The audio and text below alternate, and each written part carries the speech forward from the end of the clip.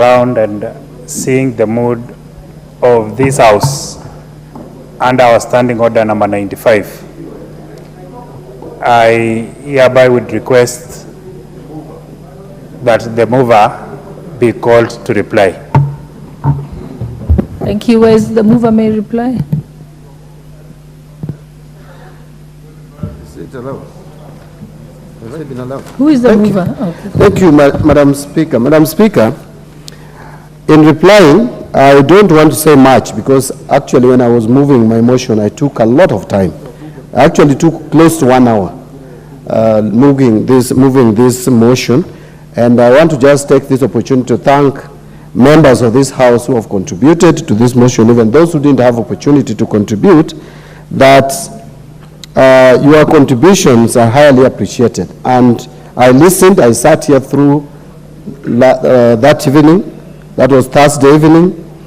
A number of members expressed their displeasure with budgetary process in this country and the way we misuse budget. And I think it is important that this House takes note of that, because we are budget-making institution. We shouldn't be crying, we shouldn't be complaining, because we are complaining to ourselves.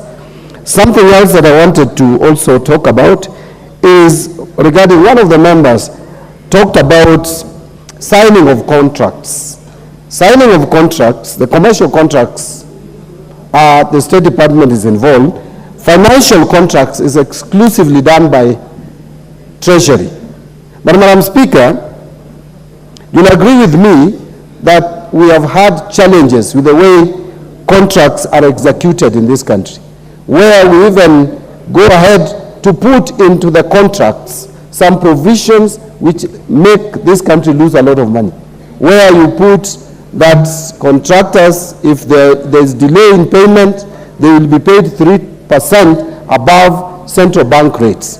That is completely unrealistic. Sometimes we even sign contracts for projects and commit government, yet we have not even acquired land. So this committee, Public Accounts Committee, Madam Speaker, has already recommended that Office of the Attorney General, which is the legal government advisor, should be involved in execution of, in signing of contracts. There is no reason why financial contracts are only signed with the involvement of Treasury, yet we have a full department, full legal department, headed by Attorney General, State Council, and all lawyers and legal staff that we have. Finally, Madam Speaker, we have already asked, Madam Speaker, that we strengthen the Office of the Auditor General.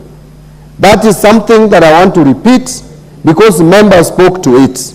If we want prudent financial management and usage of taxpayers' money in this country in a way that is going to ensure value for money, efficiency and effectiveness, then we must, at a minimum, enhance not just the budget of the Control Office of the Auditor General, but even make sure that we automate that office so that we get real-time audit reports.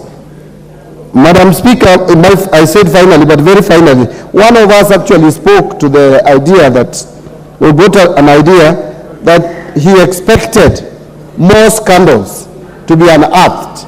You know, Madam Speaker, I think members, we need to appreciate that Public Accounts Committee does not operate in a vacuum. We actually examine accounts as presented to us by the Auditor General. So if the Auditor General has not brought those so-called earth-shaking scandals, we can't manufacture them. But I would tell you, if you read this report keenly, you will see that there are a lot of financial irregularities, which many of them we have recommended that Ethics and Anti-Corruption Commission must investigate. What is important from our perspective as Public Accounts Committee is not to chase and look for thieves. We are looking at the system and reviewing it so that we deter theft going forward. That is actually the main responsibility of an oversight committee, not to look for where people have stolen money, not to be vindictive. That is not our role. But if we find people have stolen money, then we are objective and we must make sure that we recommend their prosecution. And we have done so in our report. Madam Speaker, with those many remarks, I beg to reply. Honorable Malema, what is it?